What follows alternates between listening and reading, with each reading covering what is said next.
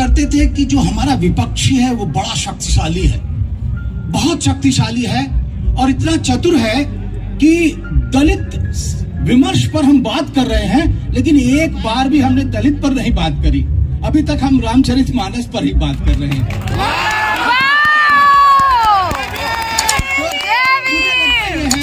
मुझे लगता है कि आजकल हमारे प्रधानमंत्री जी भी कहते हैं कि गिलास कोई आधा खाली कहता है, कोई आधा भरा कहता है, लेकिन कोई ये कहता है कि गिलास जो आधा खाली है वो हवा से भरा है। तो हमारे यहाँ जो है एकम सद विपरा बहुधा वदंती, तो ये जो लॉजिकल कंस्ट्रक्शन है, अगर उसको विमर्श में देखें तो मैं अपनी बात शुरू करना चाहूंगा। बाबा साहब ने कहा, when they wanted a Veda, they called for a Vedivyas who was not a caste Hindu. When they wanted a epic, they called for Valmiki who was untouchable, and when they wanted a constitution, they called for me. तो ये बताइए,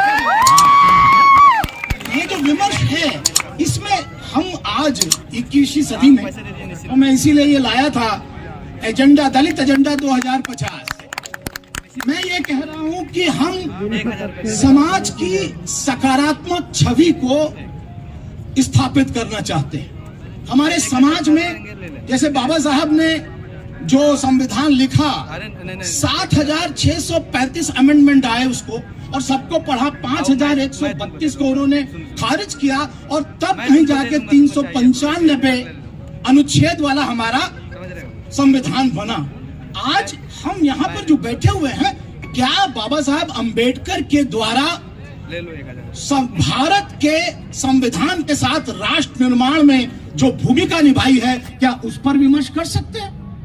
और यही नहीं है, Colombia विश्वविद्यालय में बाबा साहब की बस्ट या की मूर्ति लग गई, उधर कोयसाना यूनिवर्सिटी में लग गई, लंदन स्कूल ऑफ इकोनॉमिक्स में लगी हुई थी, आप चले जाए सैमुअल फ्रेजर में लग गई, टोरंटो यूनिवर्सिटी में लग गई, ऑस्ट्रेलिया कैनबरा यूनिवर्सिटी में लग गई है मूर्ति। ये है बाबा साहब का विमर्श।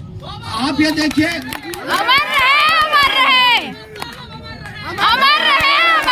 तो साहित्य, दलित साहित्य की हम बात कर रहे हैं, और हमारे माननीय करदम साहब बैठे हैं, मैं ज्यादा नहीं बोलूंगा, लेकिन आज कम से कम जो आत्मकथाएं हैं वो भारतीय समाज का सच निकल रहे हैं, बोल रही हैं, और वो विभिन्न भाषाओं में, जैसे ओम प्रकाश वाल्मीकि जी की जूठन 7 भाषाओं में वो जो है ट्रांसलेट हो चुकी है, हम उसको पढ़ा रहे हैं। ये हमारा विमर्श।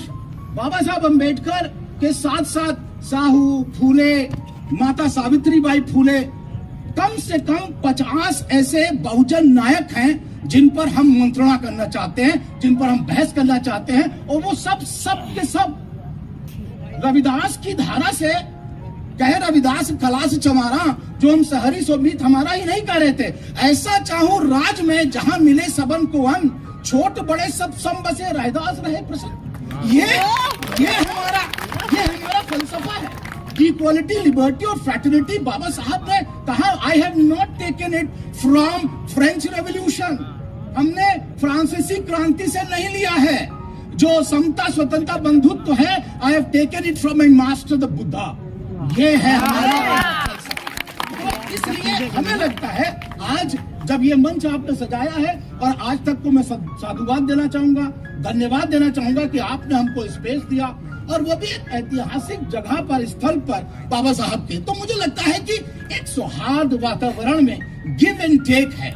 नॉलेज कैनॉट ग्रो यूनिलियरली, आप एक समानता नहीं, हमेशा से भारतवर्ष में मीमांसाएं लिखी गई, और 64 स्कूल्स ऑफ फिलॉसफी हैं, 64, एकवाद, अनेकवाद, उपेक्षवाद, सापेक्षवाद, और यहां तक कि व्याकरण को भी जो है माना गया। तो इसलिए बाबा साहब ने कहा, जब राष्ट्र निर्माण हम काम करेंगे तो हमें विस्मृति का भी काम करना पड़ेगा। Forgetfulness is one of the very important characteristics of nation building. अगर हम नहीं भूलेंगे कि आप वर्चस्ववादी हैं, आप बड़े हैं और हम निम्न हैं, तो ये राष्ट्र नहीं बन सकता मेरे भाइयों। आइए, लेट्स कम टुगेदर, कंट्रीब्यूट। आप जब, जिसे कहना चाहिए, सिराज अहमद खान जब विकेट ले रहा था तो वो भारत के लिए ही ले रहा था, और जब बाबा साहब अंबेडकर संविधान लिख रहे थे तो भारत वर्ष के लिए।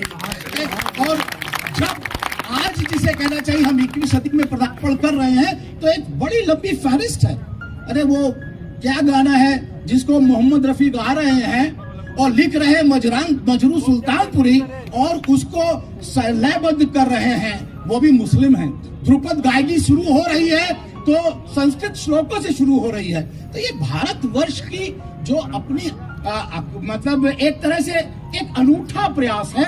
मुझे लगता है आज 21वीं शताब्दी में हमारे देख रहे हैं सरकारें कोई भी आए कोई भी चली जाए। और एक चीज और आपने सर आरक्षण की बात करी, यकीनन जो गरीब है, जिनसे छुआछूत होती है, सामाजिक तौर पर जिनके साथ भेदभाव किया जाता है, उन्हें समानता दिलाना यही इस देश का कर्तव्य होना चाहिए। और जो ताकतवर लोग हैं उनको ये काम करना भी चाहिए। लेकिन सदियों से ये बात होती हुई चली आई, उसके बावजूद भी फिर हम आकर उसी विमर्श पर यहाँ पर खड़े हो जाते हैं। इसको दूर कैसे किया जाए? चित्रा जी, आपने कहा शुरुआत में कि ये जातिवाद, मैं बस आपको सर की फ्लाइट है 9 बजे, क्योंकि हम कार्यक्रम में थोड़ी देर हो गए। मैं ये एक प्रश्न किया था कि ये जातिवाद जो है वो कैसे बटेगा या हटेगा, खत्म कैसे होगा। तो चित्रा जी, एक्चुअली प्रोफेसर होने के नाते बड़ा मेरा दुविधा ये रहती है कि let's define what actually casteism is. जातिवाद है क्या?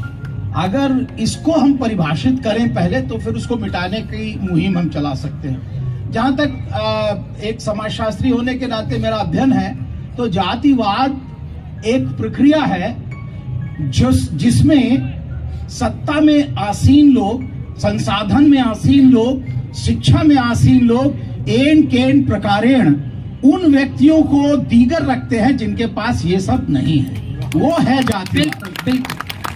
लेकिन हो क्या रहा है कि जब समाज में वंचित समाज के लोग अर्थव्यवस्था से यहां तक कि शिक्षा से, संसाधन से जो वंचित लोग हैं, जब वो इकट्ठा होते हैं और एक सामाजिक या राजनीतिक दल बनाते हैं, तो उसको हम लोग जातिवाद कहते हैं। वो मेरे लिए that is not casteism, that is caste assertion.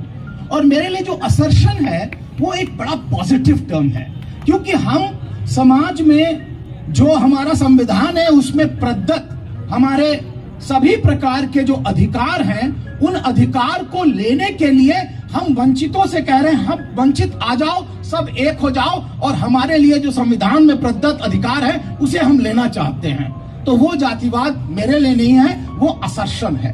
अब मैं आता हूं कि ये जातिवाद हटेगा कैसे। तो अब तो 75 साल हो गए, हम लोग तो अमृतकाल बना रहे हैं अपनी उसका। तो आप देखिए, समाज में 7 सत्ता की संस्थाएं होती हैं। ज्यादातर अगर आप देखेंगे हर समाज में 7 सत्ता की संस्थाएं होती हैं। हम judiciary, polity, bureaucracy, university, industry, civil society और एक है आजकल मीडिया। आप ये देखिए कि इन 7 संस्थाओं, समाज में 7 सत्ता की संस्थाएं होती हैं। हम judiciary, polity, bureaucracy, university, industry, civil society और एक है आजकल मीडिया। आप ये देखिए कि इन 7 संस्थाओं के अंदर, इन 7 संस्थाओं के अंदर समाज में जो लोग ज्यादा संख्या में हैं, वो वहां पर बिल्कुल नदारत है, बिल्कुल नदारत है। वो लोग they are not represented at all. जब तक वो रिप्रेजेंटेशन, और मैं इसको इसलिए कह रहा हूं, बाबा साहब कहा करते थे रिप्रेजेंटेशन नहीं, सेल्फ रिप्रेजेंटेशन, स्व प्रतिनिधित्व। ये हम लोग कहते हैं कि जलेबी की रखवाली बिल्ली नहीं करेगी, तो चट कर जाएगी। तो ये जो है, जब तक इन सत्ता की संस्थाओं में समाज के जो लोग बैठे हुए ज्यादा हैं, उनकी जनसंख्या के अनुपात में उनका प्रतिनिधित्व नहीं होता, तब तक ये जातिवाद नहीं मिटेगा। और ये सशक्त बातों पर मुझे लग रहा है कि दो चार लाइनें मैं जल्दी से बोल दूं, वरना कुछ गलतफहमी न रह जाए। सब होता क्या है कि जब हम जातिवाद या इसकी बात करते हैं, अगर हो सकता है कि मैं यहाँ बैठी हूँ और मेरे टाइटल से कुछ निष्कर्ष निकाला जा रहा है, तो बस उन लोगों के लिए, क्योंकि कई बार कोई बातें होती हैं वो दूर तलक चली जाती हैं। बात बस इतनी सी है कि जब मैंने अपने करियर की शुरुआत न्यूज एंकर के तौर पर की थी, तो मुझे 1 घंटे की न्यूज के 100 रुपए मिलते थे। और आज अच्छा नहीं लगेगा।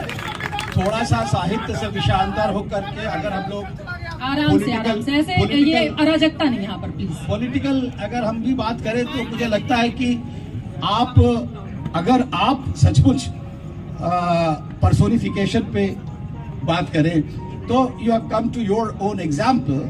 वो मैं भी अपना एग्जाम्पल दे सकता हूँ कि मैं भी एक दुबियाने से छोटी जगह में उठा था।